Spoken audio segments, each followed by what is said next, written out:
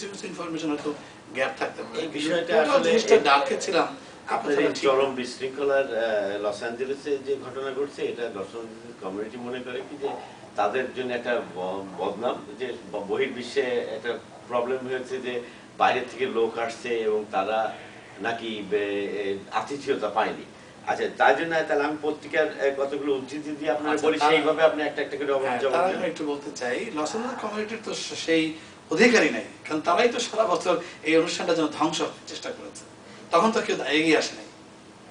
আমাদের ফোবানা 2010 প্যাসেজের অনুষ্ঠানটাকে ধ্বংস করার জন্য যত চেষ্টা লস অ্যাঞ্জেলেস হতে পারে, বিশেষ করে মমিনুল হক বাচ্চু এবং তার সঙ্গী সাথীরা, যে মিজান শাহিন বলেন, তারপরে কুদ্দুস খান বলেন, তারপরে আপনার কবির আহমেদ বলেন, আমাদের সাইফুর রহমান ওসমানী জিতু বলেন, তারা যেই কাজটা করেছে এখানে ঐক্যবদ্ধ ফোবানার নামে, যেই অবস্থাটা করেছেন এখানে, তখন কমিউনিটির লজ্জা হয় নাই। তখন তাদের দায়িত্ব ছিল না বলা যে এগুলো যদি হতে থাকে তাহলে একসময় ফোবানা ক্ষতিগ্রস্ত হবে, তাদের অতিথি যারা আসবে তাদের ক্ষতি হবে, লজ্জা পাবো আমরা, সেটা তো কেউ করেনি। সুতরাং তখন যদি না করে থাকে, এখনো তাদের লজ্জা পাওয়ার কিছু নাই।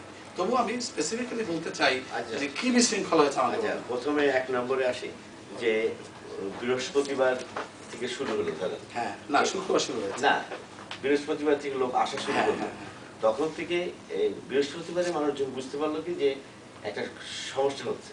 সেটা হলো কি যে হোটেল রুম বরাদ্দ নিয়ে অনিয়ম ও প্রতারণা, এই হেডলাইন। এটা তো সম্পূর্ণ মিথ্যা কথা। প্রতারণা তো কিছু হইতেই পারে না, নিয়ম নিয়ে কোনো রকম অনিয়মও হয়নি। তার কারণ আমি বলে দিই, 4th জুলাই উইকেন্ডে আপনি যে কোনো হোটেলে, এয়ারপোর্টে, ট্যাক্সি স্ট্যান্ডে, যে কোনো জায়গায় রেস্টুরেন্টে যখন যাবেন আপনি দেখবেন যে ভিড়। আপনি হোটেল বরাদ্দ নিয়ে অনিয়ম প্রতারণার কথা বললেন, এটা এ ব্যাপারে আপনার পরে আসছে যেটা, সেটা হলো যে উদ্বোধনী অনুষ্ঠানে যে বিশৃঙ্খলাটা হয়েছিল, যে এনটিভির সাথে ওখানকার কর্মকর্তাদের, এই ব্যাপারে আপনার একটা। আচ্ছা, আমি একটু আবার একটু বলে নিই হোটেলের ব্যাপারটা যেটা বলছিলাম। ইনফ্যাক্ট যে 4th জুলাই উইকেন্ডে যেটা বললাম, আপনি এটা রেন্টে কারে গেল 2 ঘন্টা ওয়েট করতে হয়, সুতরাং মানুষকে একটু ওয়েট করতে হয়েছে, আর কিছুই না। আর কারো কারো লাস্ট নেম মিলে যাওয়াতে হোটেলের এমপ্লয়ির একজন রুম আরেকজনকে দেওয়াতে কিছু বিশৃঙ্খলা সৃষ্টি হয়েছে, পরে সেটা ক্লারিফাই করা হয়েছে। তবে এর মধ্যে আমাদের যে চেয়ারম্যান সাহেব রবিউল করিম বেলাল, ওনার রুমটাও চলে যায়, যার জন্য ওনাকে কষ্ট করতে হয়েছে, বাট ইভেন্চুয়ালি সবাই রুম টুম পেয়েছে।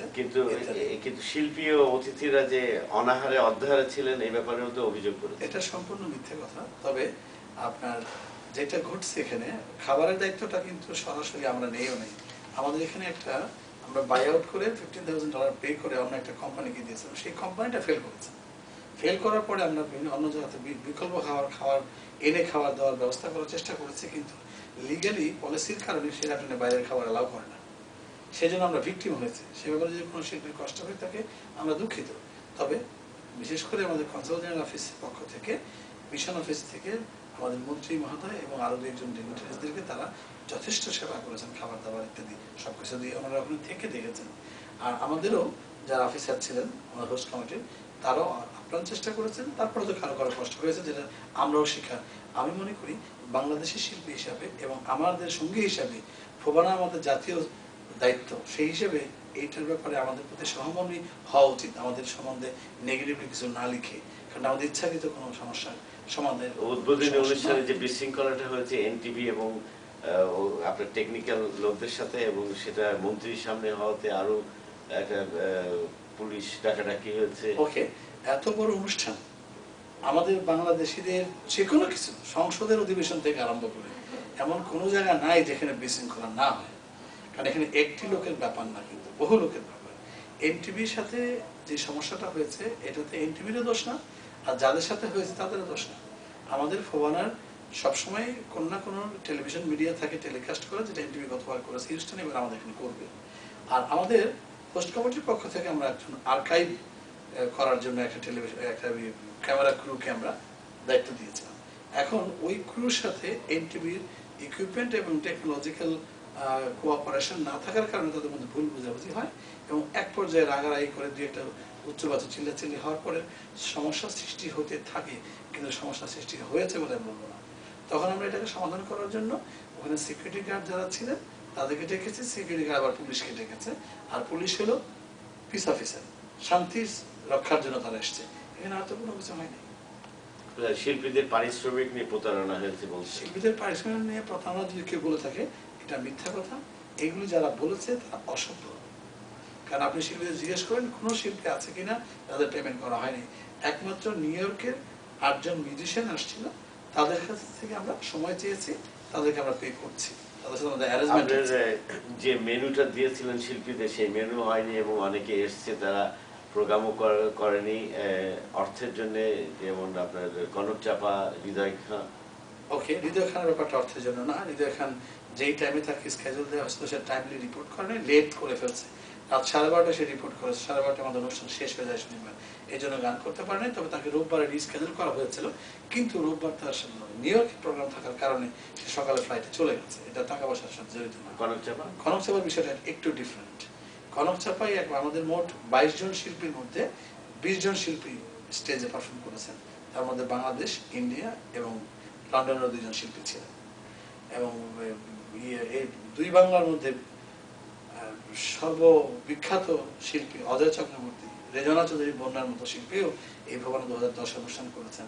দুদিন, একদিন না, এটা আপনারা জেনে থাকবেন। সুতরাং এখানে শিল্পী আসে নাই বা শিল্পীদের অনুষ্ঠান হয় নাই যারা বলছেন তারা মিথ্যে বলছেন। তবে হ্যাঁ, যেই শিল্পীর সেট নিয়ে আমরা বিজ্ঞাপন করেছিলাম তাদের ভিসার ব্যাপারটা, যেটা আমাদের নাদের চৌধুরী আমার ঘনিষ্ঠ বন্ধু, যে অনেক কষ্ট করেছে অনুষ্ঠানের জন্য, যে চেষ্টা করেছে আপনারা, কিন্তু তাদের ভিসার পিটিশনটা, পৃথিবী যে পিটিশনটা করেছিলাম সেটা ইমিগ্রেশন থেকে অ্যাপ্রুভ হয়ে বাংলাদেশে যায়ও না।